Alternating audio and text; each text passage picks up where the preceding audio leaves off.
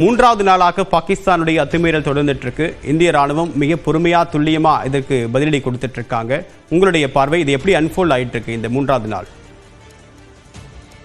இது குறிப்பாக அதிகாலையில் நடத்தப்பட்ட தாக்குதல் மிகவும் ஒரு ரொம்ப சீரியஸான தாக்குதல் தான். இரவு முழுவதும் பாகிஸ்தான் தன்னுடைய ஏவுகணைகள் மூலமாக இந்தியாவின் நமது பல நகரங்கள் மீது தாக்குதலை தொடுக்க முயற்சி செய்து அது முறியடிக்கப்பட்டு விட்டதாகத்தான் தகவல் கொண்டிருக்கிறது. குறிப்பாக டெல்லி மீது கூட அவங்களுடைய பேலஸ்டிக் மிசைல்ஸ் பேலஸ்டிக் மிசைல்ஸ் மீது மூலமாக தாக்குதல் நடத்த முயற்சி செய்யப்பட்டு அந்த ஏவுகணையானது சிர்சா ஹரியானாவில் சிர்சா என்ற இடத்தில் வரும்போதே அது சுட்டு வீழ்த்தப்பட்டது. வானிலை சுட்டு வீழ்த்தப்பட்டது நம்மளுடைய ஏர் டிஃபென்ஸ் சிஸ்டம் மூலமாக. சிர்சா பார்த்தீங்கன்னா டெல்லியிலேருந்து ஒரு 100-120 கிலோமீட்டர் தூரத்தில் இருக்குது. அது உள்ளே வரும்போதே நம்ம ஏர் டிஃபென்ஸ் மூலமாக பண்ணியிருக்கோம். அது மட்டும் இல்லாமல் இரவு முழுவதுமே ஆங்காங்கே குறிப்பாக எல்லையோர பகுதியிலான ஜம்முலையும் பூஞ்ச், ரஜோரி, காஷ்மீரில் கூட இன்னைக்கு இப்போ ஏர்லி மார்னிங் இப்போ ஒரு லேட்டஸ்ட்டாக தகவல் படி ஏர் ரைடு பண்ணியிருக்காங்க பாகிஸ்தான். அவங்கள ஃபுல் ஃப்ளெஜ்டாக ஒரு ஆப்ரேஷனை அவங்க ஸ்டார்ட் பண்ணியிருக்காங்க தான் தெரியுது. இதற்கு முன்னாடி 2 நாட்களாக தொடர்ந்து வான்வெளி தாக்குதல் மூலமாக பல தோல்விகளை தான் சந்தித்த பாகிஸ்தான் படைகள் இன்று முழு வீச்சாக முழு கட்டமாக தாக்குதலை தொடர்ந்திருக்காங்க. இந்தியாவும் பதிலடி தாக்குதலாக அங்குள்ள விமான நிலையங்கள், இராணுவ இடங்களை கேம்ப்களை தாக்கியிருக்காங்க. குறிப்பாக அங்கே இருக்கிற ஏர்பேஸ், விமான நிலையங்களான ஏர்பேஸ், ஆர்மியோட ஹெட் குவார்ட்டர்ஸு, இதெல்லாம் அவங்க தாக்குதலுக்கு உள்ளடக்கப்பட்டிருக்காங்க. இதில் ஒரு 2 விஷயம் நான் அப்சர்வ் பண்ணது என்னென்னா, நான் காலையில் ஒரு 4 மணிலேருந்து இது நான் ஃபாலோ பண்ணிகிட்ருக்கேன். அது மட்டும் இல்லாமல் மற்ற தேர்ட் சோர்ஸஸ்லேயும் நான் இது எப்படி ரிப்போர்ட் பண்ணுறாங்கன்றதை நான் பார்த்துட்ருக்கேன். இதில் 2 இம்பார்ட்டண்ட் அப்சர்வேஷன் என்னென்னா, இந்தியாவில் தாக்குதல் நடத்துறது இது வரைக்கும் இதெல்லாம் வான்வெளியில் வெடிக்கிற வீடியோஸ் நம்ம பார்த்துட்டு இருந்தோம். எக்ஸப்ட் அந்த ஃபெரோஸ்பூரில் மட்டும் ஒரு ட்ரோன் அட்டாக் சிவிலியன் ஏரியாவில் விழுந்து அவங்க வீட்டுக்குள்ளே விழுந்ததாகத்தான் நம்ம பார்த்தோம். பட் பாகிஸ்தானில் வர தகவல்கள் எப்படி பார்த்தீங்கன்னா, அங்கே இப்போ ராவல்பிண்டியிலோட இராணுவ தலைமையகம் பற்றி எரிகிறத நம்ம பார்த்தோம். பேஸ்லேயே பற்றி தீ பிளம்புகளை நம்ம பார்க்க முடிஞ்சது. இதன் மூலமாக என்ன தெரிகிறது என்றால், நம்மளுடைய தாக்குதலின் தாக்கம் மிக கடுமையாக இருப்பதாகத்தான் தெரிகிறது. அவர்களுடைய ஏர் டிஃபென்ஸ் சிஸ்டமும் எக்ஸ்போஸ் ஆகிருக்கிறதை தெரிவிக்கிறது. ஏர்லி மார்னிங் செய்தி என்ன வந்ததுன்னா, 5:45க்கு மீடியா பிரீஃபிங் இருக்கும் ஆர்மி ஹெட் குவார்ட்டர்ஸில். ஏன்னா 4 மணிலிருந்து சவுத் பிளாக் நமது பாதுகாப்புத்துறை இந்திய இராணுவ தலைமையகத்தில் மினிஸ்ட்ரி ஆஃப் டிஃபென்ஸில் மீட்டிங் நடந்துட்டு இருந்தது, ப்ரீஃபிங் நடந்துட்டு இருந்தது, பண்ணிட்டு இருந்தாங்க. 5:45க்கு ஒரு ப்ரெஸ் ப்ரீஃப் இருக்கும் என்று தகவல் வந்தது. ஸோ அதில் அதிகாரப்பூர்வமான சில தகவல்கள் வரும் என்று எதிர்பார்க்கப்பட்டது. பட் இருப்பினும் 6 மணியிலிருந்து பாகிஸ்தான் தனது தாக்குதலை தீவிரப்படுத்தியது. குறிப்பாக வான்வெளி தாக்குதல், ஏர் ரைட்ஸை காஷ்மீர்லேயும் ஜம்முலேயும் ஜம்மு, பஞ்சாப், இன்க்ளூடிங் ராஜஸ்தான், இந்த பார்டர் ஏரியாவில் தன்னுடைய வான்வெளி மூலமாக ஏர்கிராஃப்ட் மற்றும் மிசைல் மூலமாக தீவிரப்படுத்தி தொடர்ந்து அந்த ப்ரெஸ் மீட் ஆனது ஒத்தி வைக்கப்பட்டது. வழக்கம் போல் அந்த 10 மணிக்கு நடக்கக்கூடிய அந்த ப்ரெஸ் மீட்லேயே அனைத்து விவரங்களும் டீட்டெயிலாக வழங்கப்படும் என்பதை தெரிவித்திருக்கார்கள். இன்னும் சிச்சுவேஷன் டெவலப் ஆகிட்டே இருக்குது. ஓவராலாக இந்த 3 நாட்கள் போரின் நடவடிக்கையை நம்ம பார்க்கும்போனால் இது இன்னும் தீவிரமாகத்தான் சென்று கொண்டிருக்கிறது. டீஎஸ்கலேஷன் அப்படின்ற சொல்லக்கூடிய போர் நிறுத்தத்துக்குண்டான எந்த ஒரு முகாந்திரமோ எந்த ஒரு சிக்னலோ இதுவரைக்கும் தென்படலை. 2 சைட்லேயும் பாகிஸ்தானின் இந்த ஆப்ரேஷன், அவங்க கோட் நேம் புன்யானன் மர்சூஸ்ன்ற ஒரு கோட் நேமில் இந்த ஆப்ரேஷன் தாக்குதலை தொடர்ந்துருக்காங்க. இதன் மூலமாக பாகிஸ்தான் தீவிரப்படுத்தி இருக்கிறது தான் நம்ம பார்க்குறோம். இன்னும் இன்றைக்கும் இல்லை நாளைக்கும் இது எப்படி டெவலப் ஆகும், இன்னும் சீரியஸான ஒரு தாக்குதலாகத்தான் இது தொடருவதாக என்னுடைய பார்வை. F-16 போர் விமானம் சுட்டு வீழ்த்தப்பட்டிருக்கு, காட்சிகளோடு நம்ம பார்க்குறோம். ஸோ பாகிஸ்தான் அடுத்த கட்டத்துக்கு நகர்ந்திருக்காங்க அப்படின்னு சொல்ல முடியுமா? இல்லை, அது அவங்க ஆப்ரேஷனே ஃபுல் ஃப்ளெஜ்டு ஒரு ஆப்ரேஷன். அந்த நான் சொன்ன மாதிரி பன்யோன் மசூஸ்ன்ற ஒரு ஆப்ரேஷனே லான்ச் பண்ணியிருக்காங்க. அதோடைய அர்த்தம் என்னென்னா, இந்த ஒரு சரியான தக்க பதிலடி கொடுக்கணும், ஸ்ட்ரக்சரை அழிக்கணும் அப்படின்ற மாதிரி தான். அதன் தொடர்ச்சியாக தான் வந்து அவங்க டார்கெட் பண்ண பேசஸ்லாம் பார்த்தீங்கன்னா உதம்பூரில் ஏர்பேஸு. பட் ஏர்பேஸில் வந்து அவங்க தாக்குதல் வந்து தவறி பக்கத்தில் ஏதோ பிளைன் ஏரியாவில் விழுந்ததாக தகவல் வருகிறது. அதை நம்ம கண்கூடாகவும் பார்க்க முடிகிறது. அதே மாதிரி பட்டான்கோட் ஏர்பேஸ் வந்து அதுவும் வந்து ஒரு ரொம்ப பார்டர்லேருந்து ரொம்ப க்ளோஸாக இருக்கிற ஒரு ஏர்பேஸ். அங்கேயும் வந்து தாக்குதல் நடத்தப்பட்டதாகத்தான் தகவல் வந்து கொண்டிருக்கிறது. பட் என்ன மாதிரியான பாதிப்பு ஏற்பட்டிருக்குது என்று நமக்கு இன்னும் அதிகாரப்பூர்வமாக எந்த ஒரு தகவலும் வரல. பட் அதுவும் வந்து ஒரு முக்கியமான ஒரு ஏர்பேஸாக இருக்கிறது. குறிப்பாக இதில் பார்க்க வேண்டியது என்னன்னா, இது டெல்லியை நோக்கி வந்த ஏவுகணை தான் வந்து ரொம்ப சீரியஸாக நம்ம பார்க்க வேண்டிய விஷயம். ஸோ டெல்லியை நோக்கி வந்த ஏவுகணை எதை நோக்கி வந்திருக்கிறது அதை வந்து நம்ம பார்க்கணும். ஏன்னா டெல்லியில் வந்து ஒரு இராணுவ தலைமையகமா இல்லை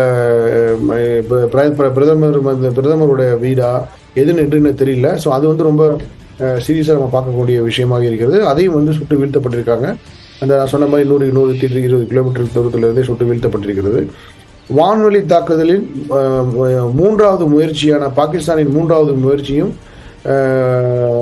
பெரிய அளவில் வந்து தோற்கடிக்கப்பட்டதாகத்தான் என்னுடைய பார்வை. இந்த எல்லா இன்சிடென்ட்டையும் பார்க்கும்போது வந்து அவங்களுடைய இந்த முயற்சியும் வந்து 3வது நாட்களாக அவங்களுடைய முயற்சி வந்து தோற்கடிக்கப்பட்டதாகத்தான் தெரிகிறது. பட் இருந்தாலும் வந்து பாகிஸ்தான் தனது ஆப்ரேஷனை இன்னும் நிறுத்தலை. இப்போ 6 மணிக்கு ஆரம்பிச்சிருக்காங்க, ஆக்டிவாக ஆரம்பிச்சிருக்காங்க. ஸோ இது வந்து தொடரும் அப்படின்றது தான் தெரிகிறது.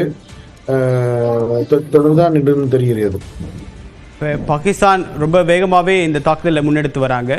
இந்தியா ஒரு பொறுமையோடு இந்த விஷயத்தை அணுகிறது அப்படின்றது தவிர்க்க முடியாதுதான். ஏன்னா பாகிஸ்தான் ஒரு ரோக் நேஷன் அப்படின்னு நீங்கள் ஏற்கனவே குறிப்பிட்டிருக்கீங்க. பட் இந்தியா எந்தெந்த விஷயங்கள்லாம் கவனத்தில் கொள்ள வேண்டியிருக்கு? இல்லை, நம்ம பொறுமையாக இதை அணுகவில்லை. ரொம்ப திடகாத்திரமாக தீர்க்கமாக அணுகுகிறோம். அதுவும் இல்லாமல் மெச்சூராக நம்ம அணுகிறோம். ப்ரொஃபஷனலாக நம்ம இதை வந்து நம்ம எதிர்கொள்கிறதா நான் பார்க்குறேன் நான். ஏன்னா எந்த தாக்குதலுக்கும் இம்மீடியட்டாக வந்து ஒரு பதில் தாக்குதல் இருக்கிறது. அதுவும் மேசிவான தாக்குதல் இருக்கிறது. நம்மளுடைய ஏவுகணைகளும் வந்து அங்கே இருக்கக்கூடிய ஏர்பேசஸ் வந்து நம்ம தாக்குதல் நடந்ததாக செய்திகள் வந்துட்டு இருந்தது. அதிகாலையில், அதாவது குறிப்பாக 2 மணி 3 மணி வாக்கில் வந்து அங்கே வந்து அதிக தாக்குதல் வந்து ஏர்பேஸில் வந்து தாக்குதல் நடந்ததாக பார்க்கப்படுகிறது.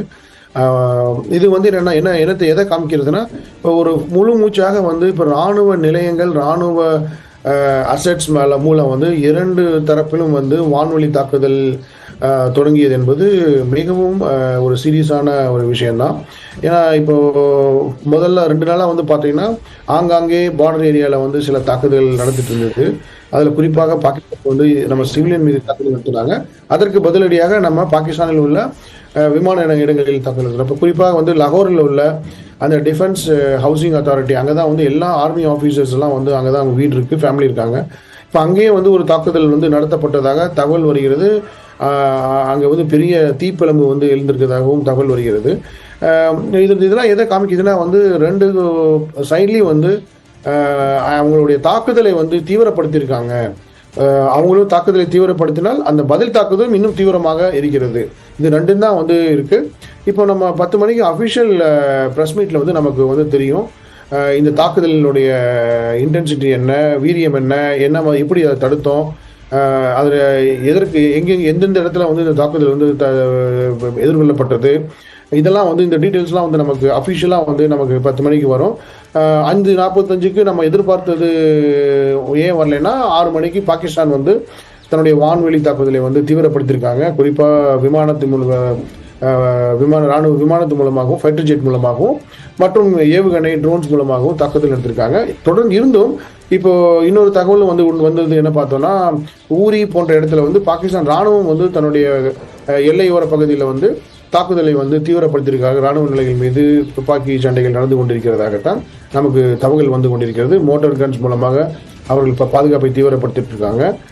காஷ்மீர்லேயும் வந்து அவங்க வந்து அவங்களுடைய ஏர் ரைட்ஸை வந்து ஸ்டார்ட் பண்ணியிருக்காங்க. அங்கே ஏன்னா காஷ்மீர்லேயும் ஸ்ரீநகர்லேயும் ஒரு ஏர்பேஸ் இருக்குது. அந்த ஏர்பேஸையும் தாக்கக்கூடிய ஒரு செயல் நடந்து கொண்டு இருக்கிறது. இதற்கு இடையில் பார்த்தீங்கன்னா பாகிஸ்தான் சில பொய்யான தகவல்களை வந்து இந்த தாக்குதலுக்கு அப்புறம் துரிதமாக அதையும் வந்து பரப்பி கொண்டிருக்கிறாங்க. குறிப்பாக வந்து அந்த அசஸ்மெண்ட் வந்து அவங்க கொடுக்கறது வந்து தவறுதலான அசஸ்மெண்ட் வந்து கொடுக்குறாங்க. எக்ஸாக்ட் ஃபிகர் வந்து இல்லாமல் ஒரு தவறுதலான அசஸ்மெண்ட் கொடுத்துட்ருக்காங்க. அதை வந்து நமக்கு தெரிய வருகிறது. இப்போ இந்தியாவுடைய எல்லைகளை ஒரு பக்கம் தாக்கினாலும் கூட மத அடையாளங்களை இப்போ அமிர்த்சர் மாதிரியான புனித கோவில்களை தாக்கக்கூடிய முயற்சியிலும் பாகிஸ்தான் ஈடுபடுது. இது நிரந்தர பகையை உருவாக்கும் அப்படின்னு பாகிஸ்தான் தெரியாதா? ஏன் இந்த மாதிரி விஷயங்களை, ரொம்ப சென்சிட்டிவான விஷயங்களை அவங்க கையில் வைக்கிறாங்க?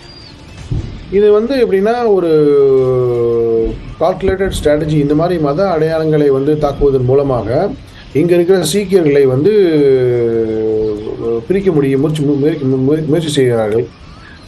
ஏன்னா சப்போஸ் இப்போது இந்த மாதிரியான மத இதில் வந்து தாக்குதல் நடத்தினா இந்திய ராணுவம் வந்து தவிர்க்க முடியவில்லை அப்படின்றத வந்து காமிச்சு அது வந்து ஒரு பெரிய உலகளாவில் வந்து ஒரு அட்டென்ஷனை வந்து டைவர்ட் பண்ணிடும். என்டையர் எஜெண்டா, தீவிரவாதங்கிற ஒரு எஜெண்டாவுக்கு எதிராக இப்போ நம்ம போர் பண்ணிட்டு இருக்கிறது வந்து அந்த என்டையர் எஜெண்டாவே வந்து அது வந்து டைவர்ட் பண்ணுறதும், அது டைவர்ஷன் டாக்டிக்ஸை தான் நான் பார்க்குறேன். குறிப்பாக வந்து இங்கே இருக்கக்கூடிய மற்ற மதத்தினருடைய நிலையங்கள் மீது தாக்குதல் நடத்துவது என்பதை வந்து அப்படிதான் நம்ம பார்க்க முடியும். இப்போ இந்தியாவுடைய தாக்குதல் அப்படின்றது எதை நோக்கி இருக்கு? இந்தியாவும் ஸ்திரத்தன்மையோட ரொம்ப வலிமையாக ரிப்ளை கொடுத்துட்டு இருக்காங்க. பட் எந்தெந்த மையங்களை, எந்தெந்த முகாம்களை இந்தியா குறி வைக்குது சார்?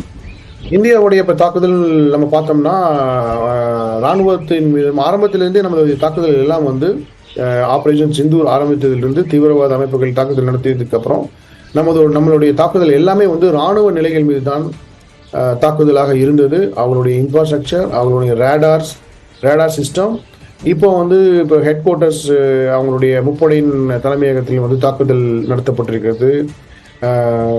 இதெல்லாம் வந்து ஏர்பேஸில் வந்து நூவான ஒரு இடத்துல இருக்கிற ஏர்பேஸில் வந்து தாக்குதல் நடத்தப்பட்டிருக்கிறது. இது வந்து அவங்களுடைய முப்படைகளையும் அவங்க இராணுவத்தை வந்து கம்ப்ளீட்டாக வந்து அவங்க வந்து டெஸ்ட்ராய் பண்ணக்கூடிய ஒரு செயலாக தான் நம்ம பார்க்குறோம். இது மேலும் தொடரும்.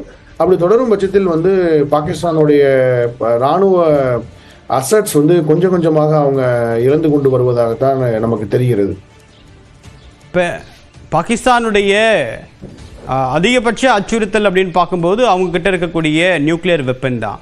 பட் அதெல்லாம் எப்படி சேஃபாக இருக்கும் சார்? இப்போ நியூக்ளியர் வெப்பன் வந்து சேஃபாக இருக்கா அப்படின்னா அது ஒரு பெரிய கேள்விக்குறி தான். அவங்களுடைய நியூக்ளியர் ரியாக்டர்ஸ்லாம் வந்து சேஃபாக இருக்கும். ஏன்னா அது இன்டர்நேஷ்னல் அட்டாமிக் எனர்ஜி ஏஜென்சி வந்து மானிட்டர் பண்ணுவாங்க, அவங்க பீரியாடிக்காக அசஸ் பண்ணுவாங்க. பட் வெப்பன்ஸ் வந்து இப்போ என்ன பெரிய கேள்வி எழுகிறது என்றால், இந்த நியூக்ளியர் வெப்பன்ஸ்லாம் யார் கையில் இருக்கு? ஏன்னா அவங்ககிட்ட ரெண்டு விதமான வெப்பன்ஸ் இருக்கு. ஒன்று ஸ்ட்ராட்டஜிக் வெப்பன்ஸ், அதாவது லாங் ரேஞ்சில் கொண்டு போய் தாக்கக்கூடிய ஒரு வெப்பன்ஸ் இருக்கு. இன்னொன்று வந்து டாக்டிக்கல் நியூக்ளியர் வெப்பன்ஸ், அதாவது ஷார்ட் ரேஞ்சில் 40 கிலோமீட்டர்ஸ் 50 கிலோமீட்டர்ஸில் வந்து அதை டார்கெட் பண்ணக்கூடிய ஒரு இது இருக்கு. இப்போ இதில் என்ன ப்ராப்ளம்னா, இப்போ இந்த டாக்டிக்கல் நியூக்ளியர் வெப்பன்ஸை வந்து அவங்க லான்ச் பண்ணால் ஆட்டோமேட்டிக்காக நம்மளுடைய ஏர் டிஃபென்ஸ் சிஸ்டம் வந்து டிடெக்ட் பண்ணி அந்த மிசைலை வந்து வான் வெளியிலேயே வந்து அட்டாக் பண்ணி டிஸ்ட்ராய் பண்ணும். அப்படி டிஸ்ட்ராய் பண்ணும்போது அது நியூக்ளியர் எக்ஸ்ப்ளோஷன் தான். அப்படிங்கும் போது அந்த கதிர்வீச்சுகள் வந்து அந்த எந்த இடத்துல வான்வெளியில் வந்து அது வீழ்த்தப்பட்டதோ அங்கே கீழே வந்து அந்த கதிர்வீச்சுகள் வந்து பலமாக இருக்கும். அதோடைய தாக்கமும் வந்து அதிகமாக இருக்கும். நம்ம எப்படி இருந்தாலும் ஒரு மேலே தான் அது தாக்கப்பட்டாலும் அதோடைய கதிர்வீச்சுகள் மூலமாக கீழே கிரவுண்ட் லெவலில் வந்து ஒரு பெரிய தாக்கத்தை ஏற்படுத்தும். ஸோ அப்போ பார்த்தீங்கன்னா ஏர் டிஃபென்ஸ் அந்த நியூக்ளியர் மிசைலை வந்து அட்டாக் பண்ணாலும் அது வந்து ஒரு பாதிப்பாக தான் ஏற்படும். ஸோ இது வந்து ஒரு சினாரியோ. பட் அது நியூக்ளியர் வெப்பன்ஸ் வந்து யூஸ் பண்ணுற அளவுக்கு பாகிஸ்தான் போயிட்டாங்களா அப்படின்னு கேட்டால் எனக்கு தெரிந்த வரைக்கும் வந்து இன்னும் அந்த லெவலை வந்து அவங்க இன்னும் ரீச் பண்ணல. பட் அந்த ஆப்ஷனையும் வந்து அவங்க ரூல் அவுட் பண்ண மாட்டாங்க. இந்தியாவுக்கும் நமக்கும் வந்து அது நல்லா கிளியராக தெரியும். அதனால தான் நம்ம என்ன பண்ணுறோம், கிரேடிங்காக நம்ம அட்டாக் பண்ணிட்டு இருக்கோம். மேசிவாகவும் பண்ணாலும், கிரிடிபிளாக நம்ம டிட்டர் பண்ண அடித்தாலும், ஆனால் கிரேடிங்கை நம்ம அட்டாக் பண்ணிகிட்டே இருக்கோம். அவங்க எந்த ஏர்பேஸில் வந்து நம்ம தாக்குதலை வந்து நடத்திட்டு இருக்கோம். மூணாவதாக என்ன பார்க்குறேன்னா, இப்போ இந்த தளங்கள்லாம் அழிக்கப்பட்டால் நாளைக்கு நியூக்ளியர் மிசைல் யூஸ் பண்ணக்கூட பாகிஸ்தான் வந்து தயங்கும். ஏன்னா இந்தியாவுடைய பதில் நியூக்ளியர் அட்டாக் என்பது, ஏன்னா அவங்க ஏர் டிஃபென்ஸ் வந்து இப்போ சுத்தமாக இல்லை. அப்படி இருக்கும் பட்சத்தில் நியூக்ளியர் வெப்பன்ஸ் இந்தியா பதில் தாக்குதல், அணு ஆயுத தாக்குதலுக்கு பதில் அணு ஆயுத தாக்குதல் நடத்தினால் பாகிஸ்தான் வந்து ஒரு பேரழிவை வந்து சந்திக்கும். அது இதுவரைக்கும் உலக நாடுகளே எதிர்பாராத ஒரு அழிவாகத்தான் அது இருக்கும் என்பதுதான் என்னுடைய கணிப்பு. ஜெகநாதன் சார், இப்போ பாகிஸ்தான் வந்து இந்தியாவோட கம்பேர் பண்ணும்போது ரொம்பவே பின்தங்கிய ஒரு நாடாவே பார்க்கப்படும் பட்சத்தில் அவங்களுடைய அடுத்த கட்ட நடவடிக்கையா என்ன இருக்கும்னு பார்க்கப்படுது?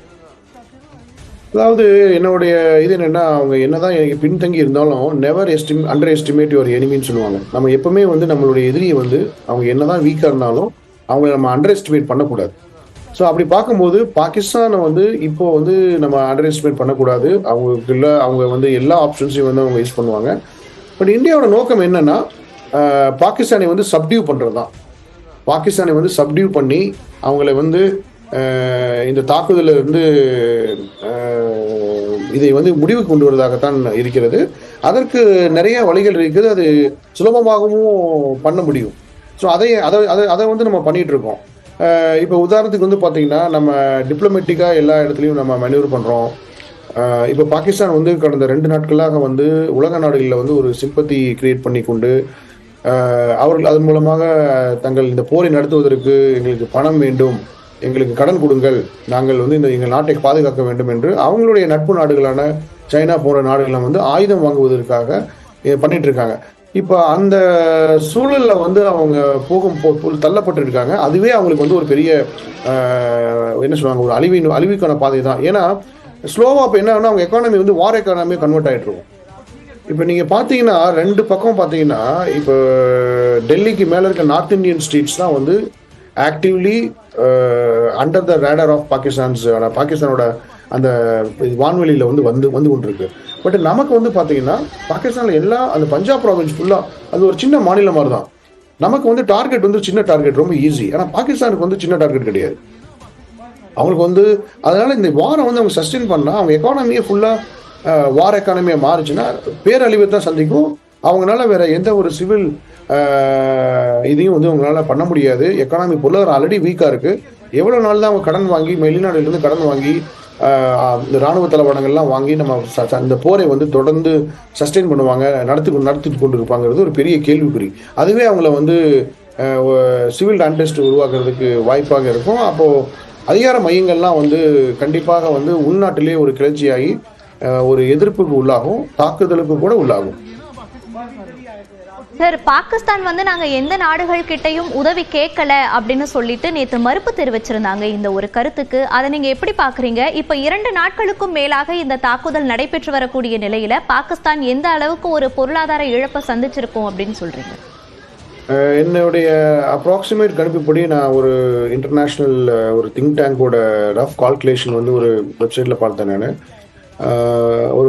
இது ஒரு நாளைக்கு மட்டும் பாகிஸ்தான் வந்து கிட்டத்தட்ட ஒரு 1 லட்சத்திலிருந்து 1.5 லட்சம் கோடி செலவிடப்படுகிறது அவங்களுடைய இந்த பதில் தாக்குதலுக்கு வந்து. அதுவும் இந்தியாவுக்கும் அதே பொருந்துன்னு வைத்து கொண்டால் கூட இந்தியாவோட எக்கானமிக்கும் இந்தியாவோட கெப்பாசிட்டிக்கும் சைஸுக்கும் வந்து இது வந்து மேனேஜபிள் தான். இந்த வார் வந்து பார்த்தீங்கன்னா நம்ம பாகிஸ்தான் கூட நம்ம இன்னும் வந்து எக்ஸ்டெண்ட் பண்ணிகிட்டே போகலாம். அது வந்து ஒரு பெரிய நமக்கு ஒரு எக்ஸ்பெண்டிச்சராக இருக்காது, அவ்வளோ பெரிய இழப்பாக இருக்காது. பட் பாகிஸ்தானுக்கு வந்து அது ஒரு பெரிய இழப்பாக இருக்கும். ரெண்டாவது வந்து பாகிஸ்தான் வந்து ஆர்மி வந்து கண்டிப்பாக வந்து இந்த சிவில் அட்மினிஸ்ட்ரேஷன் வந்து புஷ் பண்ணுவாங்க. போய் உலக நாடுகளில் போய் கையேந்துங்க, பணம் வாங்கிட்டு வாங்க, வெப்பன்ஸ் வாங்கிட்டு வாங்க, நம்ம வெப்பன்ஸ் வாங்கணும் அப்படின்னு. இப்போ அவங்களுடைய நட்பு நாடுகளான சைனா, டர்க்கியோ ஃப்ரீயாக கொடுக்க மாட்டாங்க. நீங்கள் இந்த வெப்பன்ஸை வச்சுக்கோங்கன்னு சொல்லி டர்க்கியோ இல்லை சைனாவோ வந்து அவங்க வெப்பன்ஸ் வந்து ஃப்ரீயாக கொடுக்க மாட்டாங்க. இவங்க வாங்கி தான் ஆகணும். அப்படி வாங்கும்போது மேபி கடனாக கொடுப்பாங்க. அப்படி வாங்கி இந்த சண்டையை வந்து நடத்தினாலும் அதுக்கு என்ன பயன், என்ன அச்சீவ்மெண்ட் இந்த சண்டை நடத்துவதனால், அதை வந்து நம்ம பார்க்கணும். காஸ்ட் பேஸ்ட் பெனிஃபிட் அனாலிசிஸ் பார்க்கணும். இந்த வாரை சஸ்டெயின் பண்ணுறதுனால பாகிஸ்தானுக்கு என்ன ஒரு என்ன வந்து அப்ஜெக்டிவ், என்ன அவங்க என்ன வந்து அவங்க அடைய போகிறாங்க, அச்சீவ் பண்ண போகிறாங்க, அதுக்கு இவ்வளோ விலை கொடுக்க வேண்டியது அவசியமா? ஜஸ்ட்டு வந்து நம்ம மக்கள்கிட்ட வந்து நாங்களும் பதில் தாக்குதல் கொடுத்தோன்னு ஷோ பண்ணுறதுக்கு இவ்வளோ விலை கொடுக்கணுமா அப்படின்ற ஒரு கேள்வி வந்து எழும். அப்படி கொடுத்ததுக்கப்புறமும் ஒரு வாரம் இந்த போர் நடந்ததுக்கப்புறம் மறுபடியும் பாகிஸ்தான் இதிலிருந்து ரெக்கவர் ஆகி வர்றதுக்கு எவ்வளோ நாட்கள் ஆகும், என்ன மாதிரியான சூழ்நிலை அங்கே இருக்கும் அப்படின்னு பார்க்கணும். அப்படி இருக்கும்போது என்னென்னா அவங்களால வந்து ரெக்கவர் ஆகும்போது சிவில் அட்மினிஸ்ட்ரேஷன் வந்து பயங்கரமாக பாதிக்கும். அப்போ அதில் வந்து ரீஜனல் பிரிவினைவாதம் ஒரு சிந்து, பஞ்சாப்கிட்ட வந்து ஆல்ரெடி அது இருக்குது. அவங்களுக்குள்ள பிரிவினைவாதங்கள் இருக்குது. சிந்து, பஞ்சாப், பலுச்சிஸ்தான், பஞ்சாப் ப்ராவின்ஸ், கில்கிட் பல்டிஸ்தான், பஞ்சாப் ப்ராவின்ஸ் இருக்குது. அப்படி இருக்கும்போது பார்த்தீங்கன்னா இராணுவத்திற்குள்ளே வந்து கிளர்ச்சி வர்றதுக்கும் வாய்ப்பு இருக்குது. சிவில் வார் போன்ற சூழ்நிலை உருவாவதற்கும் அது வழிவகுத்துவிடும். போர் நின்றதுக்கு அப்புறம் கூட இந்த பொருளாதார படு வீழ்ச்சியால் அதை வந்து பாகிஸ்தான் ரெக்கவர் பண்ணுறதுக்கு பல வருடங்கள் ஆகும். அதிலிருந்து மீள வந்து வருவதற்கு லீடர்ஷிப்பும் அங்கே கிடையாது. ஏன்னா அங்கே லீடர்ஷிப்பே மிலிட்ரி லீடர்ஷிப் தான். மிலிட்ரி லீடர்ஷிப்புக்கு வந்து எக்கானமி தெரியாது, பொலிட்டிக்கல் எக்கானமி தெரியாது.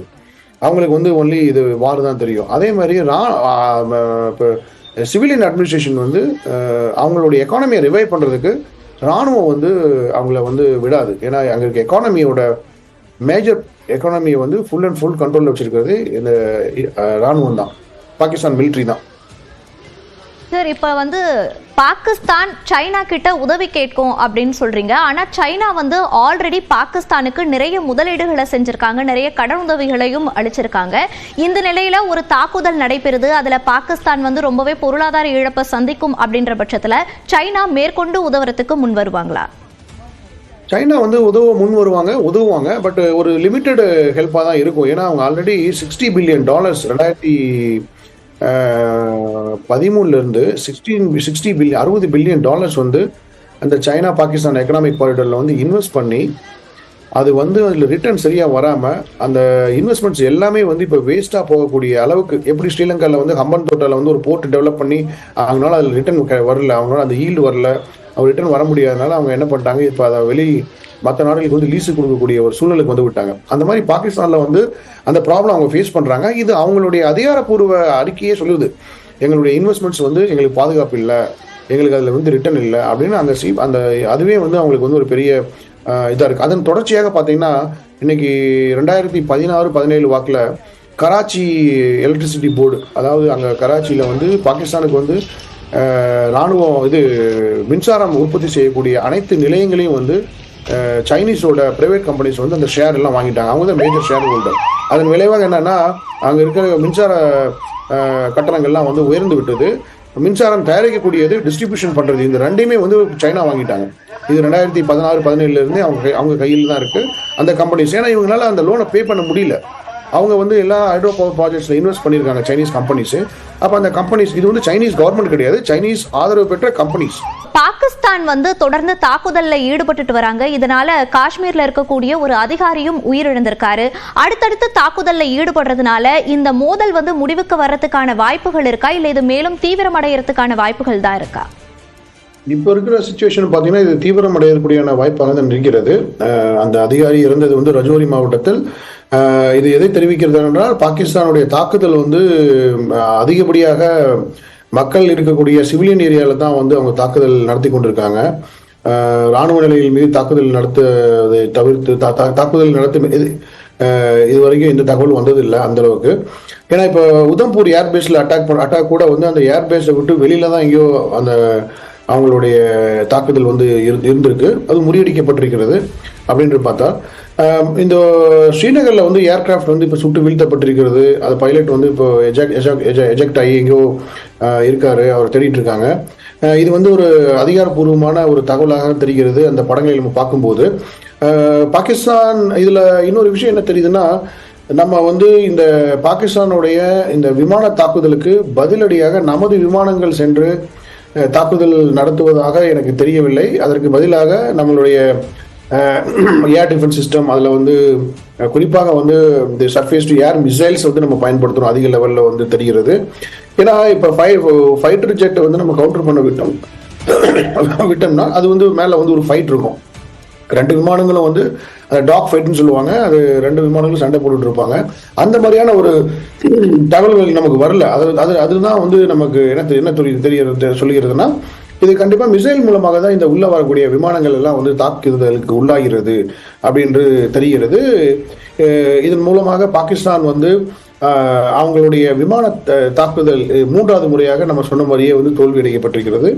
இந்த தாக்குதல் என்பது இன்னும் தீவிரமடையதான் இருக்கிறது, தீவிரமடையும். ஏன்னா ஏற்கனவே வந்து 3 ஃபைட்டர் கிராஃப்ட் வந்து முதல் நாளிலே வந்து அவங்களுடைய முயற்சியிலே வந்து வீழ்த்தப்பட்டிருக்கிறது. அதில் ஒரு பைலட் வந்து அரெஸ்ட் ஆகிருக்காங்கன்ற ஒரு தகவல் வருகிறது. பட் இன்னும் அதிகாரப்பூர்வமான தகவல் வரல. அப்படி இந்த இதுலேயும் வந்து பைலட்டு கைது செய்யப்பட்டால் மறுபடியும் அது வந்து அதிகாரப்பூர்வமாக வரும் என்று எதிர்பார்க்கப்படுகிறோம். ஆனால் இப்போ என்னென்னா, இந்த 2 பைலட்டுகள் இப்போ நம்ம 2019 பார்த்தீங்கன்னா 2 ஏர்கிராஃப்டும் வந்து வான்வெளியிலே வந்து தாக்குதலை நடத்தினாங்க. இந்தியாவுடைய ஃபைட்டர் கிராஃப்டும் பாகிஸ்தானோட ஃபைட்டர் கிராஃப்டும். அது நம்மளுடைய ஃப்ளைட்ஸ் வந்து சுட்டு வீழ்த்தப்பட்டது. ஒரு விமானி வந்து பிடிக்கப்பட்டார்.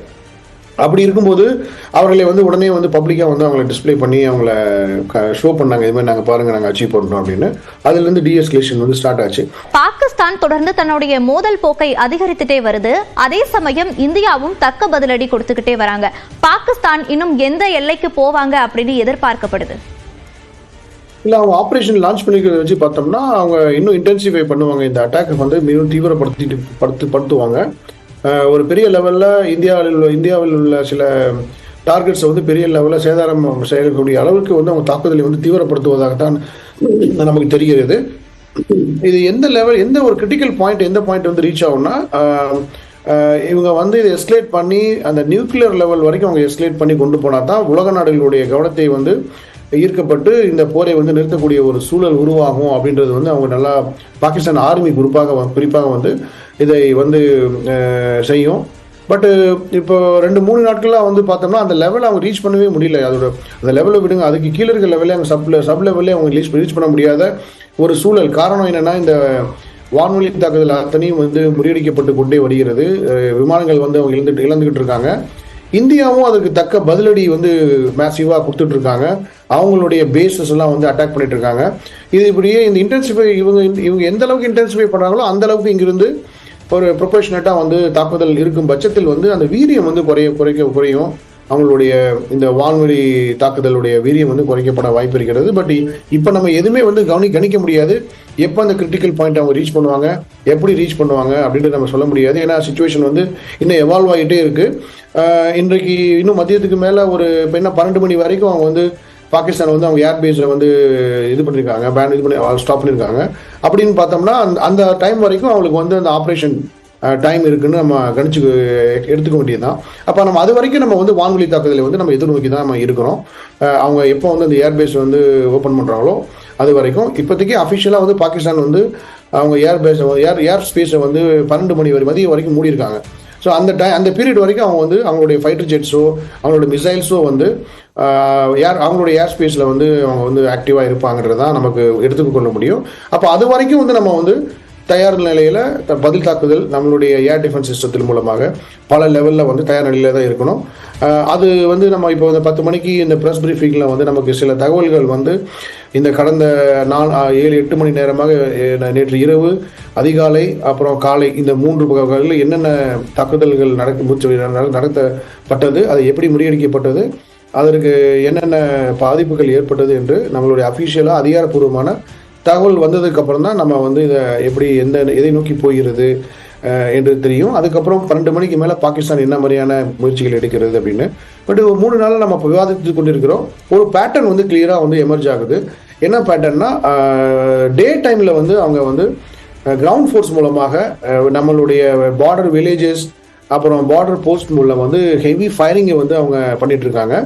ஈவினிங்க்கு மேலே நைட்டுக்கு மேலே வந்து பார்த்தீங்கன்னா அந்த வான்வெளி தாக்குதலில் வந்து அவங்க தொடர்ச்சியாக பண்ணிட்டு இருக்காங்க.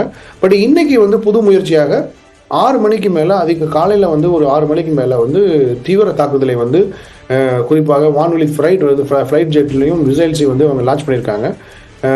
அது வந்து நம்ம மிகவும் உன்னிப்பாக கவனிக்கப்பட வேண்டிய விஷயமாக இருக்கிறது. இன்றைக்கு ஒரு மிசைல் வந்து டெல்லி நோக்கி வந்தது. நாளைக்கு ஒரு 2 மிசைல் 3 மிசைல் டெல்லி மட்டும் இல்லாமல் மற்ற நகரங்கள் மீது நோக்கி வட மாநிலங்களில் இருக்கக்கூடிய சில நகரங்கள் மீது நோக்கி வந்தால் அதை எப்படி வந்து நம்ம எதிர்கொள்ள போகிறோம், அதற்கு நம்ம தயார் நிலையில தான் நம்ம இருந்து கொண்டு இருக்கிறோம். இந்த மோதல் போக்கு அப்படின்னு எடுக்கும் போது இந்தியா வந்து துல்லியமா கணக்கு போட்டு ரொம்பவே அதிநவீன டெக்னாலஜிஸை பயன்படுத்தி பொதுமக்களுக்கு பாதுகாப்பா இருக்கக்கூடிய வகையிலும் பாதிப்பை ஏற்படுத்தாத வகையிலும் தான் தாக்குதலை வந்து தொடுக்கிறாங்க, எதிர்வினையாற்றுறாங்க. ஆனா பாகிஸ்தான் அப்படின்னு சொல்லி எடுக்கும் போது காஷ்மீர்ல இருக்கக்கூடிய மக்களுக்கு பாதுகாப்பு இல்லாத ஒரு சூழலானது உருவாகுது. பாகிஸ்தானுடைய பிளானிங் சரியில்லைன்னு எடுத்துக்கலாமா, இல்ல அவங்களுடைய வெப்பன்ஸ் வந்து ரொம்ப அதிக அளவுல ஒரு சக்தி வாய்ந்ததா இல்லை அப்படின்னு எடுத்துக்கலாமா? இல்லை, அவங்க வந்து தவறான முறையில் தவறான வெப்பனை வந்து அவங்க யூஸ் பண்ணுறாங்க. அதுதான் வந்து தெரியுது. ஏன்னா ஒரு நம்ம கிட்ட ஸ்ட்ராங் ஏர் டிஃபென்ஸ் சிஸ்டம் வந்து கேப்பபிலிட்டி வந்து டெமான்ஸ்ட்ரேட் பண்ணியாச்சு. அவங்களுடைய எந்த தாக்குதலையும் வந்து டே 2லேருந்தே நம்ம பார்த்துருக்கோம். எல்லாருமே உலக நாடுகளே பார்த்துருக்காங்க. S-400 இருக்கட்டும் இல்லை மற்ற ஏர் டிஃபென்ஸ் சிஸ்டம் வந்து சக்ஸஸ்ஃபுல்லாக எல்லாத்தையும் வந்து நியூட்ரலைஸ் பண்ணிகிட்டே வந்துட்டு இருக்கோம். அப்படி இருந்தும் வந்து அவங்க வந்து இன்னும் அந்த வான்வெளி தாக்குதலில் வந்து அவங்க முயற்சி செய்து கொண்டிருக்காங்க. சில கேப்ஸ் வந்து எக்ஸ்ப்ளாய்ட் பண்ண ட்ரை பண்ணுறாங்க. அதன் விளைவாக தான் அவங்க நிறையா வந்து இழந்துட்டு இருக்காங்க. ஃபைட்டர் ஜெட்ஸ்லாம் வந்து இழந்துகிட்டு இருக்காங்க. பட் தவறான தகவல்கள் மூலமாகவும் அவங்க வந்து பண்ணிட்டு இருக்காங்க. ஸோ இது என்ன தெரியுதுன்னா, அவங்க வந்து சரியான ஒரு பிளானிங் இல்லாமல் ஒரு எந்த வெப்பன் சிஸ்டத்தை வந்து எங்கே யூஸ் பண்ணணும், அவங்க டார்கெட், நான் முன்பே சொன்ன மாதிரி பாகிஸ்தானுக்கு இப்போ டார்கெட் கிடையாது. நமக்கு வந்து தீவிரவாத கட்டமைப்பு வந்து ஒரு டார்கெட்டாக இருந்தது. நம்ம வந்து சக்ஸஸ்ஃபுல்லாக அளித்தோம். அதை மீறி நம்ம போக கிடையாது. நம்ம வந்து ராணுவ நிலைகள் மீது நம்ம தாக்குதலை நம்ம தொடங்கவில்லை, தீவிரவாத அமைப்புகள் மீது தொடங்கணும். இப்போ இவங்களுக்கு என்ன டார்கெட், அதன் விளைவாக தான் என்ன பண்ணுறாங்கன்னா, எந்தெந்த லெவலில் எங்கெங்கே அடிக்கணுமோ அங்கெல்லாம் வந்து இவங்க பண்ணிட்டு இருக்காங்க. சிவிலியன் ஏரியாவில் தாக்குதல் நடத்துறது, எல்ஓசியில் வந்து இது பண்ணுறது, ரைஸ் பண்ணுறது, ஃபயரிங்கை வந்து இன்க்ரீஸ் பண்ணுறது, இந்த மாதிரியான ட்ரோன் தாக்குதலை வந்து அதிகப்படியாக மக்கள் வசிக்கும் இடத்துல வந்து தாக்குதல் நடத்துவது. இப்போ ஏவுகணை வந்து டெல்லியில் வந்து அவங்க லேண்ட் பண்ணியிருக்காங்க, ஃபயர் பண்ணியிருக்காங்க டெல்லியை நோக்கி. ஸோ இதெல்லாம் வந்து எதை காமிக்குதுன்னா, அவங்க வந்து ஒரு பெரிய லெவலில் ஒரு சேதாரத்தை ஏற்படுத்தி அதன் மூலமாக நாங்கள் வந்து ஒரு தீவிரமான தாக்குதல் நடத்திவிட்டோம், பதில் தாக்குதல் நடத்திவிட்டோம் என்று சொல்வதை முயற்சிக்கிறார்களா, இல்லை நமக்கு எடுத்த சேதாரத்துக்கு பதில் தாக்குதல் நடத்தி அந்த சைட்லேயும் வந்து நம்ம சேதாரத்தை ஏற்படுத்தணும் அப்படின்னு. அப்படி பார்க்கும் பட்சத்தில் வந்து அவங்க தோல்வியைத்தான் சந்திக்க நேரிடும். ஏன்னா வான்வெளியை பொறுத்த வரைக்கும் ஏர் ஃபைட்டில் மட்டும், ஏரியல் ஃபைட்டில் மட்டும் இந்தியா வந்து ரொம்ப ஸ்ட்ராங்காக இருக்குது. நம்ம ரொம்ப ஸ்ட்ராங்காக இருக்கோம். ஏர் டிஃபென்ஸ் சிஸ்டம் ஸ்ட்ராங்காக இருக்குது. கண்காணிப்பு வந்து ரொம்ப தீவிரப்படுத்திருக்கோம், சர்வேலன்ஸ். அது மட்டும் இல்லாமல் நம்ம கிட்ட வந்து அவங்க சைடில் வந்து பதில் தாக்குதல், அவங்க நிலைகள் மீது பதில் தாக்குதல் நடத்தக்கூடிய சில ஆப்ஷன்ஸ் வந்து நம்மகிட்ட நிறைய இருக்கு.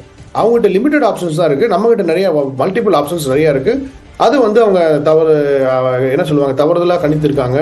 அவங்க அண்டர் எஸ்டிமேட் பண்ணியிருக்காங்க இந்தியாவோட டிஃபென்ஸ் சிஸ்டத்தையும், இந்தியாவோட ரெஸ்பான்ஸையும், இந்த ரிட்டாலியேஷன் கேப்பபிலிட்டின்னு சொல்லக்கூடிய அந்த பதில் தாக்குதல் திறனை வந்து மிக மிக அவங்க அண்டர் எஸ்டிமேட் தான் பண்ணியிருப்பதாக தான் தெரிகிறது.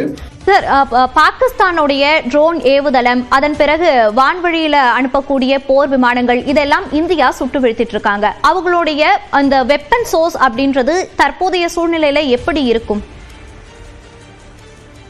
வெப்பன் சோர்ஸ்னா நீங்க எங்கிருந்து அவங்க இது இம்போர்ட் பண்றாங்கன்றீங்களா, இல்லை எந்த வெப்பன் சிஸ்டம்? அந்த வெப்பன் சிஸ்டம் ஆக்சுவலாக வந்து பார்த்தீங்கன்னா, இப்போ இந்த ஜம்முவில் நடந்த, இப்போ நம்ம சற்று முன்பு நமக்கு செய்தியாளர் தெரிவித்த அந்த ஆப் சம்பு கோயில் வந்து, நான் போயிருக்கேன் அந்த கோயிலுக்கு.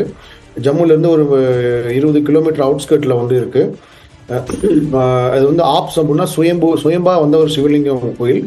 அந்த கோயிலை வந்து புனரமைத்ததே ஒரு தமிழர் தான், ஒரு தமிழ்நாட்டை சேர்ந்த ஒரு எல்லை பாதுகாப்பு கமாண்டன்ட் தான் வந்து அந்த கோயிலை புனரமைத்து அதற்கு மண்டபம்லாம் கட்டி, கோபுரம்லாம் பார்த்தீங்கன்னா நம்ம தமிழ்நாட்டில் எப்படி ஒரு கோபுரம் இருக்கோ அந்த மாதிரியான கோபுரம் வந்து அந்த கோயில் வந்து இருக்குது. அது ரொம்ப சிறப்பான ஒரு சிவன் கோயில்.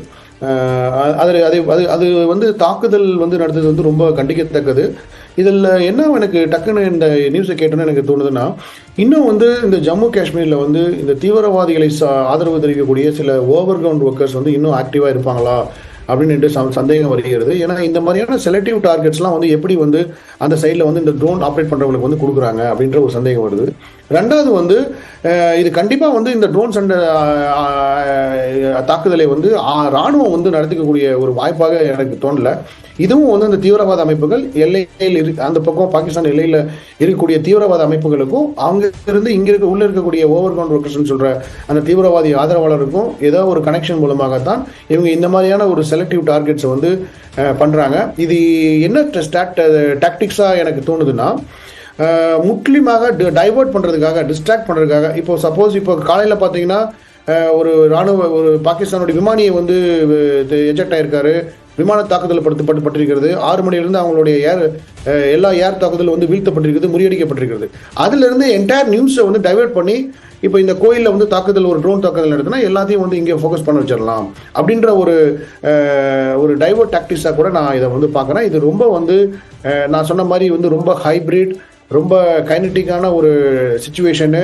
நம்ம எந்த ஒரு சிச்சுவேஷனையும் வைத்துக்கொண்டு நம்ம எல்லா டாட்ஸையும் வந்து நம்ம கனெக்ட் பண்ணுறது வந்து நமக்கு வந்து ரொம்ப ஒரு தவறுகளாக தான் முடியும்.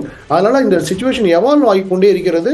இன்னும் இந்த மாதிரியான டைவர்ஷன், நம்மளுடைய கவனத்தை திசை திருப்பக்கூடிய சில தாக்குதல், லோ லெவல் டார்கெட்ஸையும் வந்து அவங்க எய்ம் பண்ணுவாங்க. அதன் விளைவாகத்தான் இந்த சிவிலியன் மீது டார்கெட்ஸ் மேலே டார்கெட் பண்ணி என்டையர் மீடியா ஃபோக்கஸை வந்து இங்கே கவனத்தை வந்து இங்கே கொண்டு வரது தான் அவங்க வந்து பார்க்குறாங்க. ஏன்னா நம்ம மீடியா என்ன பண்ணுவாங்கன்னா, இப்போ நீங்கள் இந்த தாக்குதலுக்கு அப்புறம் எல்லா மீடியாவும் வந்து அந்த ஸ்ரீநகரில் நடந்த அந்த ஃபைட்டர் ஜெட் வீழ்த்தப்பட்டதை விட்டுட்டு நம்ம கவனம் ஃபுல்லாக இப்போ ஜம்முவில் இந்த கோயில் மீது நடத்தப்பட்ட தாக்குதலில் வந்து அவங்க ஃபுல்லாக மீடியாவை வந்து டிஸ்ட்ராக்ட் பண்ண முடியும். ஸோ இது வந்து ஒரு ஹைப்ரிட் வார்ஃபேர், காக்னிட்டிவ் வார்ஃபேர்னு சொல்லக்கூடிய ஒரு சைக்கலாஜிக்கலாக நம்மளை வந்து திசை திருப்பக்கூடிய பர்செப்ஷனை திசைக்கூடிய வார்ஃபேர்.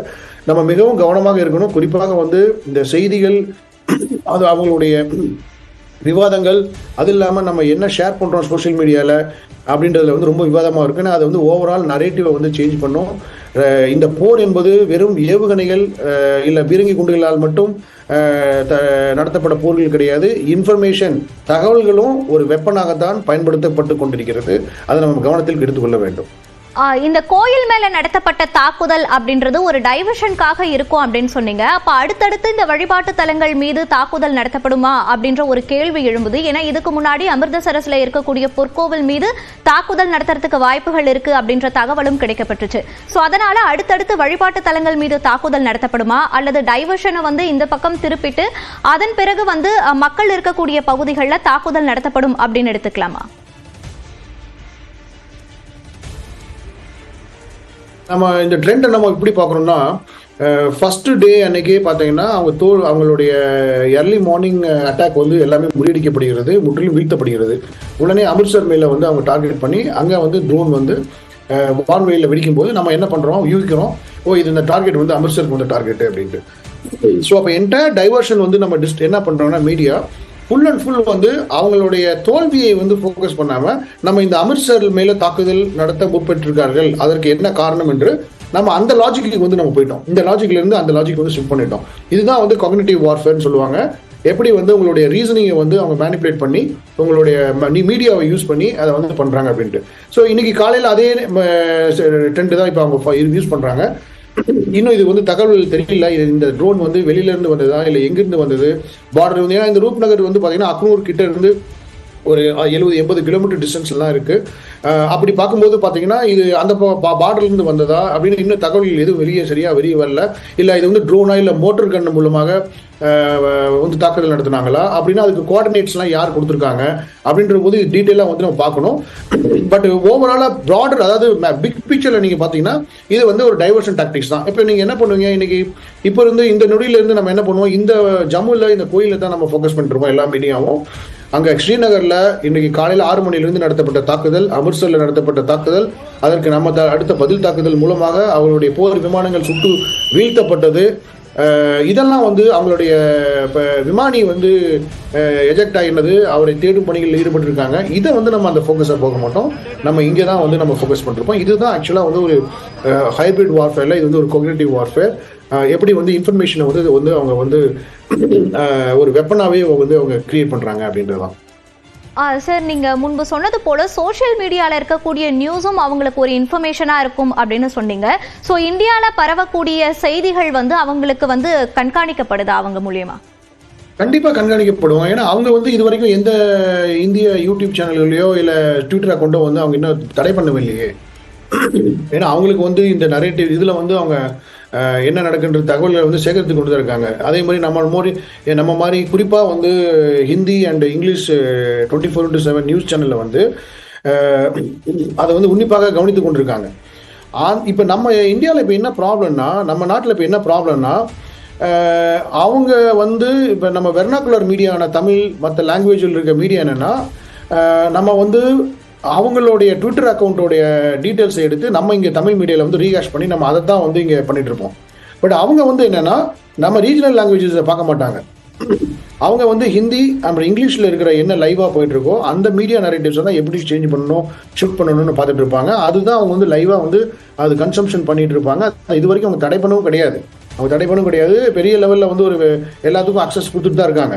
பட் நம்மளுடைய பத்திரிகைகள் தான் வந்து இப்போ உதாரணத்துக்கு 2 நாளுக்கு முன்னாடி நமது சென்னையிலேருந்து ஒரு பதிப்பாகி வரக்கூடிய ஒரு மிகவும் பழமை வாய்ந்த ஒரு ஒரு ஆங்கில பத்திரிகையை வந்து ஒரு தவறுதலான ஒரு செய்தியை வந்து வெளியிட்டது வந்து இதற்கு ஒரு உதாரணம். ஸோ அப்போ அந்த அளவுக்கு அவங்க வந்து வெராசிட்டியை ஆத்தென்டிசிட்டியை வந்து வெரிஃபை பண்ணாமல் அவங்க வந்து போட்டிருக்காங்க. ஸோ இது வந்து மீடியா நரேட்டிவ் வந்து அதுவே வந்து ஒரு போராக ஒரு போரில் வந்து ஒரு அங்கமாக மிகப்பெரிய அங்கமாக பார்க்கப்படுகிறது. ராஜஸ்தான் பகுதியில வந்து ஒரு வெடிக்காத குண்டு ஒன்று கண்டுபிடிக்கப்பட்டிருக்கு. தொடர்ந்து பாகிஸ்தான் தரப்புல இருந்து அவங்களுடைய தாக்குதல் தீவிரமடைஞ்சிட்டே வரக்கூடிய சூழ்நிலையில இது வந்து இந்தியாவுக்கும் பாகிஸ்தானுக்கும் இடையே போர் உண்டாகிறதுக்கான வாய்ப்புகள் இருக்குமா அப்படின்ற ஒரு கேள்வி எழும்புது. இதனுடைய உங்களுடைய பார்வை என்ன? இப்போ ஆல்ரெடி போர் தான் நடந்துட்டு இருக்கு. இனிமேல் என்ன போர் வந்து அறிவிக்கணும் அபிஷியலா? It's already war. We are at war. நம்ம போர் தான் நடந்துட்டு இருக்கு. எப்போ நம்ம பாவல்பூர்ல மற்ற தீவிரவாத அமைப்புகள் தாக்குதல் நடத்தினோமோ அதற்கப்புறம் தொடர்ச்சியாக நடக்கக்கூடியது இது வந்து போர் தான் இருக்கும். பட் அஃபிஷியலாக நீங்கள் சொன்ன மாதிரி டெஃபினேஷனாக வந்து நீங்கள் ப்ரொசீஜரெலாம் அந்த போர்னு போகும்போது போர் என்ன டெஃபினேஷனை மீன் பண்ணுதுன்னா ரொம்ப ஒரு கன்வென்ஷனல் ட்ரெடிஷ்னல் போரை தான் வந்து மீன் பண்ணுது. அது என்ன கன்வென்ஷனல் ட்ரெடிஷ்னல் போர்னா, இப்போ இந்த நீங்கள் சொன்ன மாதிரி ஜனாதிபதி அறிவிச்சு அந்த கான்ஸ்டியூஷன் பிரகாரம் வந்து ஒரு நாட்டை வந்து போர் தொடுத்து நம்ம மீது தாக்குதல் நடத்திட்டாங்க, நம்ம வந்து போர் தொடுக்கணும், அதற்கு அஃபிஷியலாக நம்ம ஃபோர்ஸ் வந்து நம்ம எல்லையை தாண்டி போகக்கூடிய பர்மிஷன் வந்து நம்ம சுப்ரீம் கமாண்டர் தான் கொடுக்கணும். அதுதான் இந்த அஃபிஷியல் ப்ரொசீஜர்ஸ். நம்ம வந்து எல்லையை தாண்டி இப்போ காராட் படுகையில் போய் அங்கே போய் இப்போ 1971 மாதிரி அங்கே போயிட்டு வந்து நம்ம அங்கே கைப்பற்றக்கூடிய இராணுவ வீரர்களையோ இல்லை இராணுவ தலைவர்களையோ வந்து கைப்பற்றணும் அப்படின்ற ஒரு ஆர்டர் வந்து சுப்ரீம் கமாண்டர் தான் கொடுக்கணும். அதுதான் ட்ரெடிஷ்னல் வார். இப்போ நம்ம நடக்கிறது வந்து ட்ரெடிஷ்னல் வாரே கிடையாது. நான் சொன்ன மாதிரி வந்து ரொம்ப ஹைப்ரிட் வார் ஏராளம் இருக்கும். இது இன்ஃபர்மேஷன் வாரும் கிடையாது, கோக்னிட்டிவ் வார்ஃபேர்னு சொல்கிறோம். இன்ஃபர்மேஷன் வார்னா தவறான தகவல்களை பரப்பி விட்டுட்டு அதோடு இருந்துடுறது. அது உலகப்போர், 2ஆம் உலகப்போர், முதல் உலகப்போர் கூட இருந்து நடந்து கொண்டிருக்கிறது. இன்னும் சொல்ல போனால் மகாபாரதத்திலே வந்து நம்ம ஹைப்ரிட் வார்ஃபேர் வந்து நம்ம இப்போ பார்த்துருக்கோம். இது இன்ஃபர்மேஷன் வார்ஃபேர் பார்த்துருக்கோம், தவறான தகவல்கள் மூலமாக பண்ணக்கூடியதெல்லாம். ஸோ இது வந்து கொக்னிட்டிவ் வார்ஃபேர் முற்றிலும் வந்து டிஃப்ரெண்ட்டான ஒரு வார்ஃபேரை தான் நம்ம பார்த்துட்டு இருக்கோம். ஏன்னா இப்போ ஒரு உதாரணத்துக்கு வந்து இப்போ நீங்கள் இந்த ஒரு ஏவுகணை வெளிகிறது மறுபடியும் தொடர்ச்சியாக இது நடந்து கொண்டிருக்கிறது. ஏன்னா அவங்களுக்கும் என்ன டார்கெட்ஸ் வந்து அச்சீவ் பண்ணணும். இது டெய்லி நடந்துட்டு இருக்கு, நேற்று வந்து நடந்துட்டு இருக்கு, இன்னைக்கு நடந்துட்டு இருக்கு, பதிலடி நடந்துட்டு இருக்கு. இது அப்படியே டெவலப் ஆகிட்டே இருக்கு, ஒவ்வொரு ஸ்டேஜுக்கு வந்து டெவலப் ஆகிட்டே இருக்கு. அப்புறம் எஸ்கலேட் ஆகும். அதாவது என்ன சொல்லுவாங்க, லெவல் வரும், இன்டென்சிட்டி அதிகமாகும், அப்போ இன்டென்சிட்டி குறையும், தாக்குதல் அதிகமாகும். இப்படியே இது எவால்வ் ஆகிட்டே இருக்கு. பட் இதுக்கு ஒரு எண்ட் இருக்குமான்றது வந்து இன்னைக்கு இப்போ இருக்க டைம்ல வந்து இந்த டேட்ல வந்து இந்த நேரத்தில் வந்து நம்ம எதுவும் வந்து கன்க்ளூஷன் கொண்டு முடியாது. அடுத்தடுத்து என்ன நகர்வுகள், என்ன டெவலப்மெண்ட் இருக்கு, நாளைக்கு என்ன நடக்குது, minute to minute, hour to hour தான் நம்ம வந்து இதை வந்து அனலைஸ் பண்ண முடியும். நான் டே டு டே நம்ம அனலைஸ் பண்றதை விட ஹவர் டு ஹவர் தான் நம்ம எப்படி டெவலப் ஆகுது பார்ப்போம். இணைப்பில் வந்து கருத்துக்களை பகிர்ந்தமைக்கு நன்றி திரு ஜெகநாதன்.